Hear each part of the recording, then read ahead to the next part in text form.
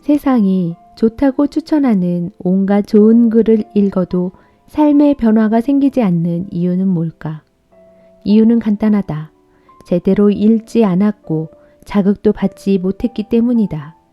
우리는 간혹 그 문장을 단순히 발음하거나 눈으로 읽은 것만으로 실제로 자극을 받았다고 착각한다. 진실로 하나의 문장을 듣고 읽고 자극을 받으려면 그 문장을 자기 공간으로 끌고 와 자기 삶에 맞게 변주할 수 있어야 한다. 안녕하세요. 책과 함께하는 이야기 산책입니다. 오늘 함께하는 책은 50에 시작하는 마음 공부 김종원님의 저서입니다. 이 책은 저자가 약 5년에 걸친 사색과 집필을 통해 완성한 것으로 연암 박지원이 남긴 글을 그만의 시선으로 행간의 의미를 재해석했다고 하네요. 저자는 50 전후로 급변하는 삶을 살았으면서도 한결같이 단단하고 자유롭던 연암에게서 인생의 이막을 잘 살기 위한 5가지 마음의 힘을 발견하였습니다. 그리고 50 이후에도 불안을 떨치고 단단하게 살아갈 수 있다는 메시지를 뜨거운 응원과 함께 우리에게 전달합니다. 지성의 기초 체력이 되는 꾸준한 배움, 불가능의 경계를 허무는 말의 내공, 나를 넘어서는 마음의 힘 단단한 내면, 명쾌한 선택을 돕는 지적 판단력, 실용적 삶의 기준이 되는 밝은 안목, 세상의 소음에 휩쓸리지 않고 나를 지켜내는 힘이 되어줄 듯 합니다. 그럼 오늘 김종원님의 50에 시작하는 마음 공부를 책과 함께하는 이야기 산책으로 떠나볼까요? 출판은 비즈니스 북스입니다. 어느덧 인생의 절반쯤 하나의 질문을 되뇌인다. 앞으로 무엇을 하며 어떻게 살아갈 것인가? 누군가는 지금 가능한 일을 하라고 하고 누군가는 이제라도 원하는 일을 하라 한다. 전쟁터 같은 세상살이에도 이제껏 흔들리지 않고 잘 버텨왔다고 생각하지만 더 이상 젊지 않은 내가 해낼 수 있을까? 미래를 생각하면 청년 시절과 마찬가지로 마음의 불안이 스민다. 40이 훌쩍 넘은 나이에 폭우로 불어난 강을 하룻밤에 9번이나 건넜다는 연암 박지원도 그러했을까? 요란한 강물 소리가 귀를 막고 캄캄한 어둠이 눈을 가리는 순간에 그가 찾은 구명줄은 바로 명심. 보고 듣는 것에 따라 휘둘리지 않는 마음이었다. 건널 수 있다. 여기는 강이 아니라 드넓게 펼쳐진 아름다운 초원이다. 마음을 단단히 먹으니 세상에 장애물이란 없어졌다. 50 이후의 삶도 결국 마음에 달린 것 아닐까? 무엇이든 해낼 수 있다는 마음, 나를 위해 행복해지겠다는 마음. 이제는 나에게 하는 질문을 바꿔보자. 무엇이 내 삶을 후회하지 않게 할까? 우리의 인생 이막은 여기서부터 시작된다. 가장 자유롭고 빛나는 50으로 산다는 것. 연암 박지원은 청년 시절부터 주류의 길을 거부했다. 언제나 자신의 길을 선택해서 걸어갔다. 환경 때문에 어쩔 수 없이 걸어간 것이 아닌 스스로의 선택이었다. 충분히 마음만 먹으면 가질 수 있는 것들도 굳이 손에 쥐려 하지 않았다. 그러자 그의 삶에 매우 특별한 변화가 찾아왔다. 주류의 길을 거부하니 오히려 그에게 자유와 평화가 찾아온 것이다. 세월이 흐를수록 그의 가치는 점점 높아졌고 마침내 스스로 주류가 되어 명령에 순종하고 틀에 맞추는 삶을 완전히 거부할 수 있게 되었다. 그러나 삶이 늘 순탄한 것만은 아니었다. 50 이전과 이후 연암의 삶은 극명하게 달랐다. 청년 시절의 연암은 남들이 볼 때 마치 잃어도 좋은 푼돈처럼 인생을 살았다. 공부보다는 글쓰기에 집중하며 20대를 보냈고 30대 시절에는 우울증으로 과거까지 포기했다. 다른 사대부들이 돈과 명예를 추구할 때 그는 철저히 실학 연구에만 정진했다. 그러다 40대 중반에 큰 변곡점을 만든다. 팔촌형 박명원의 수행원 자격으로 사신단에 끼어 청나라를 다녀오며 기록한 여행기, 열하일기를 펴낸 것이다.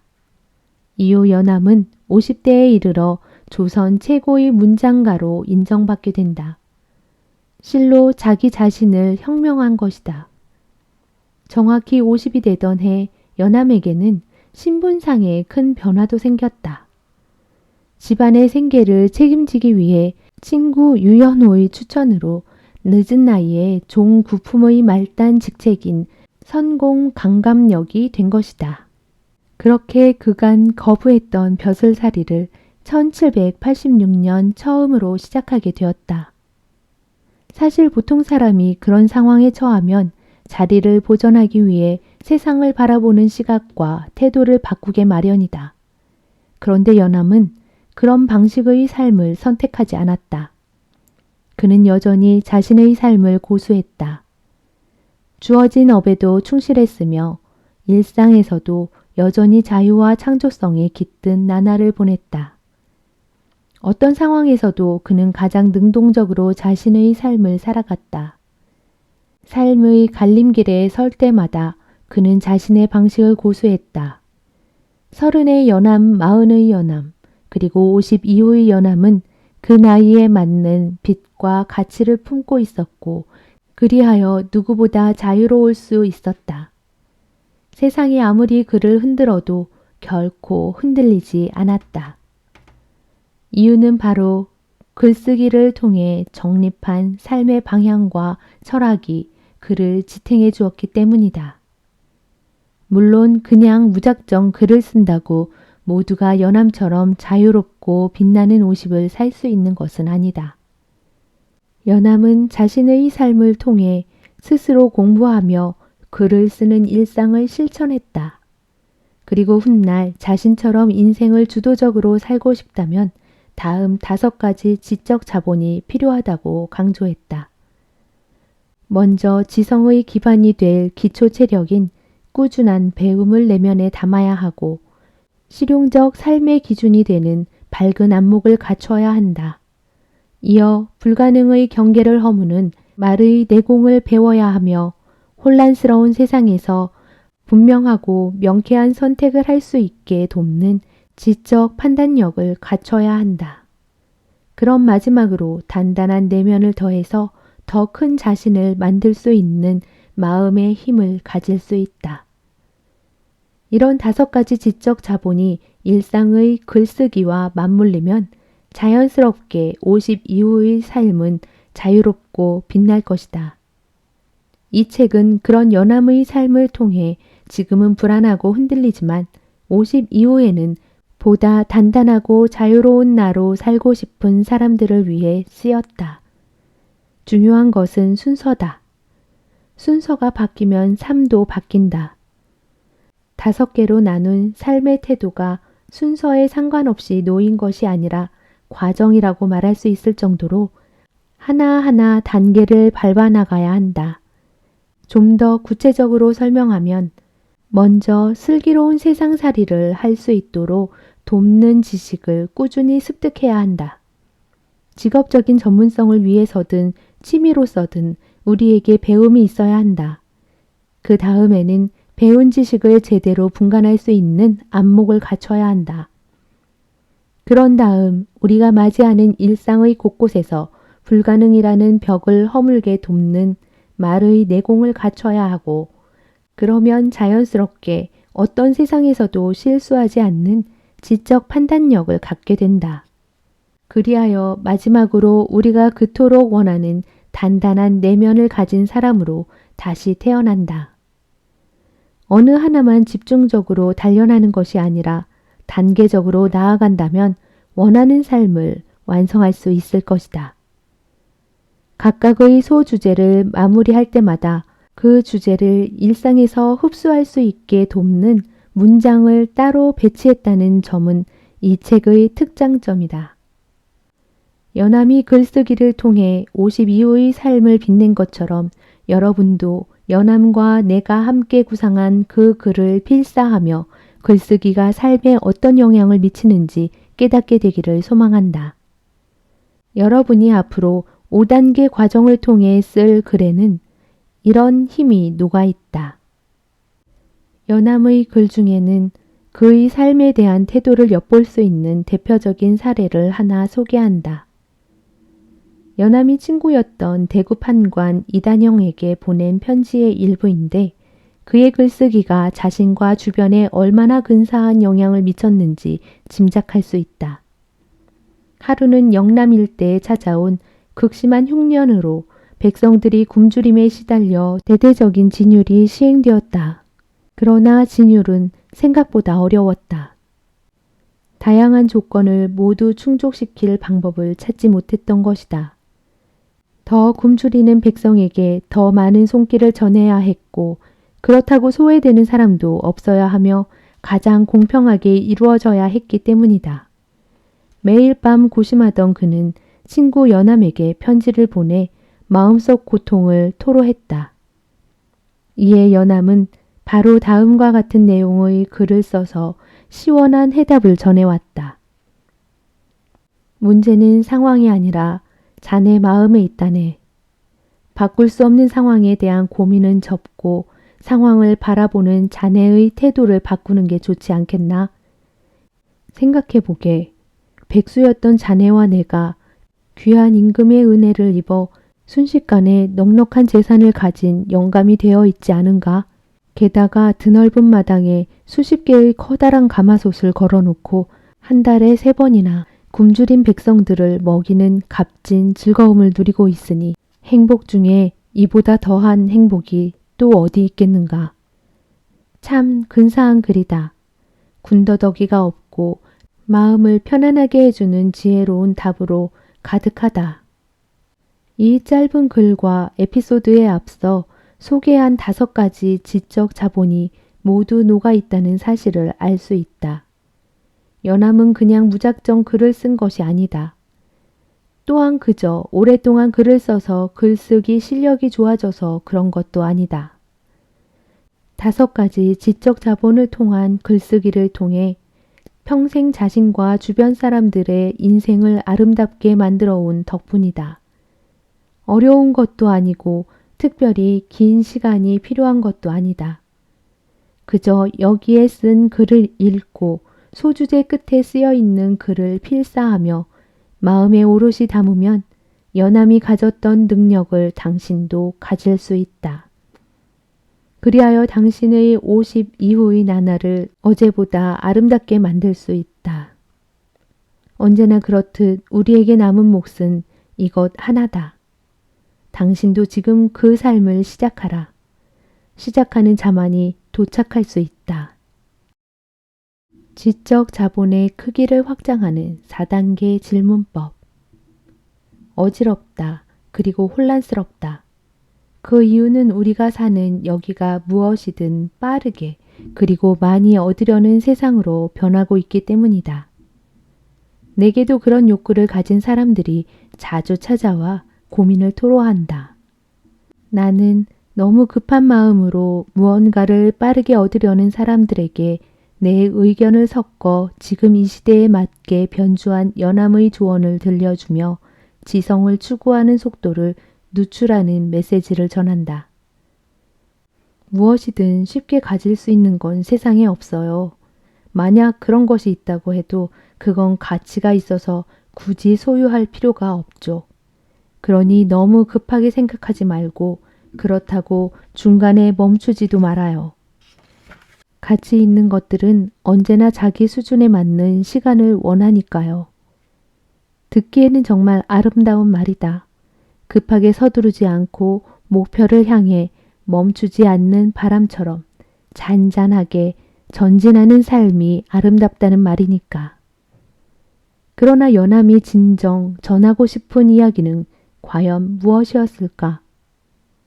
그가 남긴 말을 눈에 보이는 그대로 받아들이는 것도 좋지만 눈에 보이지 않는 것까지 볼 수 있다면 앞으로 삶의 내공도 그만큼 더 넓고 깊어질 것이다. 위에 소개한 그의 조언을 압축한 글에 두 개의 질문을 던지면 이렇게 그 속에 숨어 있던 것들이 드러나기 시작한다. 하나는 서두르지 말라는 이유는 무엇인가? 또 하나는 멈추지 않고 쉼없이 가는 자는 무엇이 다른가? 라는 질문이다. 질문에 답하며 그가 글에 녹여 넣은 비밀을 하나하나 풀어보자. 서두르지 말라는 조언에는 크게 두 가지 이유가 있다. 하나는 아무리 서둘러도 결국 아무것도 찾지 못할 것이기 때문이고, 또 하나는 자신이 평생 가야 할 길을 찾은 사람은 절대 서두르지 않기 때문이다. 결국 서두르지 말라는 말은 너를 서두르게 하는 것은 너의 길이 아니니 너를 차분하게 만들 다른 것을 찾아라 라는 조언인 셈이다.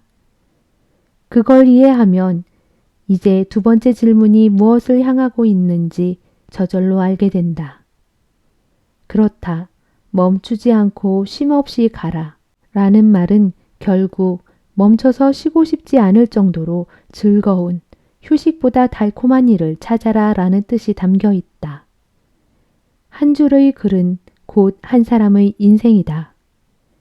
쉽게 다가가려는 태도는 물론 좋지만 한 줄의 글을 가슴에 담으려면 아주 긴 사색의 시간이 필요하다. 쉽게 담은 것은 쉽게 달아나기 때문이다.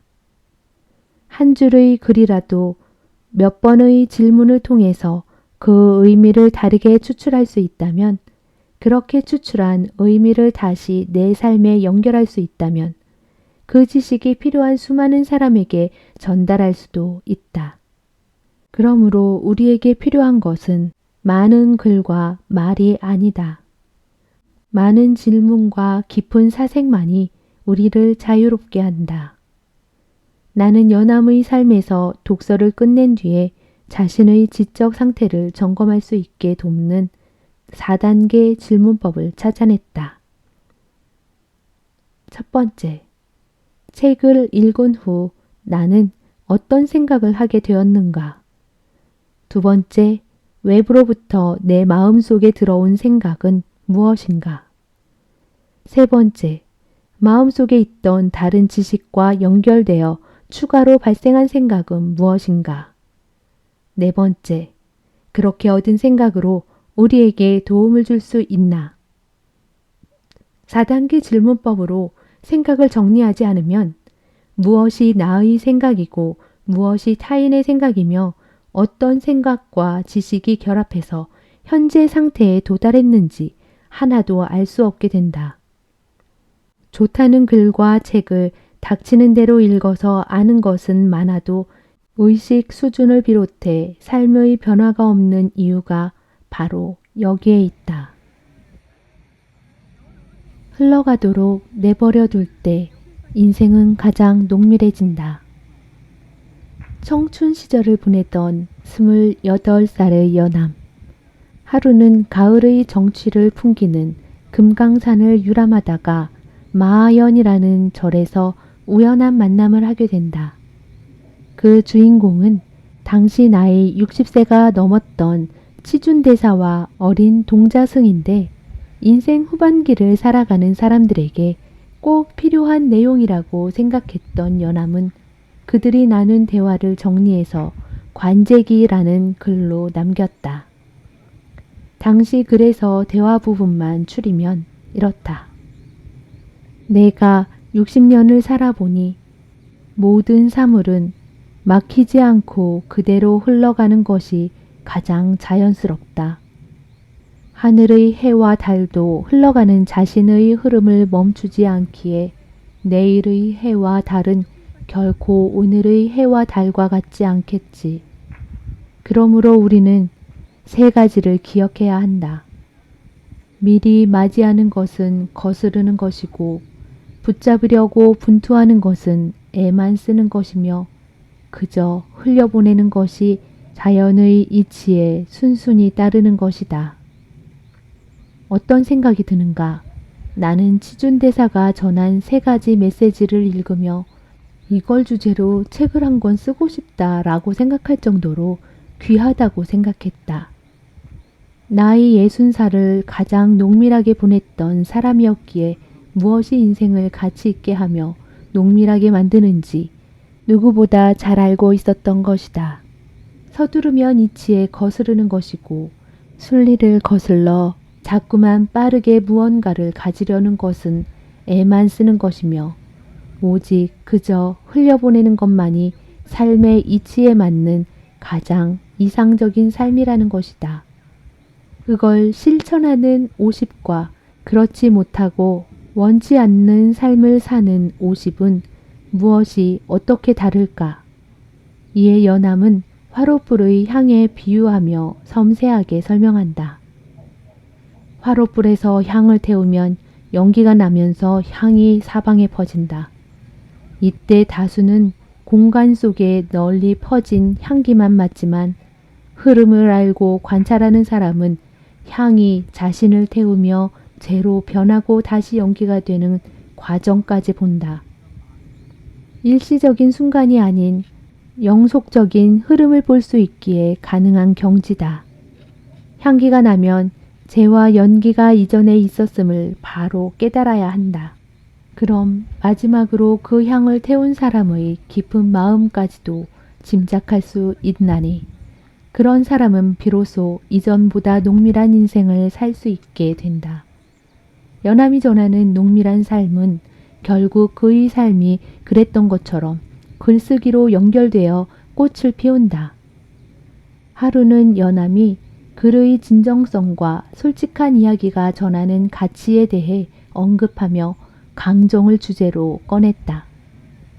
연암의 말대로 강정은 쌀가루를 술에 재었다가 작게 잘라서 따뜻한 구들에 말린 후에 기름에 튀겨서 만든 음식이다. 분석하며 구분해서 특이점을 찾는 그답게 바로 이렇게 강정의 특성을 나열했다. 구름처럼 부품 모양이 마치 고치와 닮았다. 겉모양이 유리처럼 깨끗하고 참 예쁘다. 튀긴 음식의 특성상 속은 텅 비어있는 형태다. 덕분에 많이 먹어도 배가 부르지 않아 좋다. 조금만 강하게 쥐어도 부서져서 눈발처럼 날린다. 강정의 특성을 나열한 연암은 이를 글쓰기로 변주해서 아래와 같이 정리했다. 겉모습은 예쁘고 그럴듯하지만 속이 텅 빈 것은 강정이라고 하지. 글쓰기도 마찬가지라네. 텅 빈 글은 겉모양만 보기 좋은 경우가 많아. 우리는 반드시 밤과 찹쌀 그리고 맵쌀과 같은 글을 써야 한다네. 그것들은 강정과는 다르게 속이 꽉 차 있어서 먹으면 든든하니까. 게다가 제사를 지낼 때도 사용할 수 있으며 손님에게 패백을 드릴 때도 사용할 수 있지 않은가. 그러면서 연암은 텅 빈 강정이 아닌 속이 꽉 찬 밤과 찹쌀과 같은 글을 쓰려면 아래로 더 아래로 내려가야 한다고 강조했다. 역시 농밀한 시선과 삶을 강조한 것이다. 거리에서 지겹도록 보고 들은 것과 구석지고 더러운 곳에서 경험한 것, 가깝고 가장 낮은 곳에서 일어나는 일을 글로 쓰면 그것이 곧 농밀한 내용의 글이 된다고 조언했다. 연암집, 순패서에 소개된 이 글은 이렇게 끝을 맺는다. 그의 글에 내 생각을 더해 편집한 다음 글을 정성껏 읽고 필사해보라. 흘러가는 것이 무엇이고 농밀한 삶은 또 무엇인지 짐작할 수 있을 것이다. 50에 시작하는 마음 공부, 이야기 산책을 마치며 저서에 나오는 마지막 문단을 낭독해 드립니다. 자신을 굳게 믿고 강하게 의지하라. 이제는 자신만을 위해 살아라. 세상의 행복이 아닌 자신의 행복을 만나라. 더 큰 세상이 아닌 더 큰 나를 만나라. 50이면 지천명이라 하는데 나를 더 올바르게 보기 위해 또 세상을 크고 넓게 보기 위해 읽어야 할 책인 듯 합니다. 지금까지 이야기 산책과 함께 해주셔서 감사합니다. 구독과 좋아요, 알림은 영상 제작에 큰 힘이 됩니다.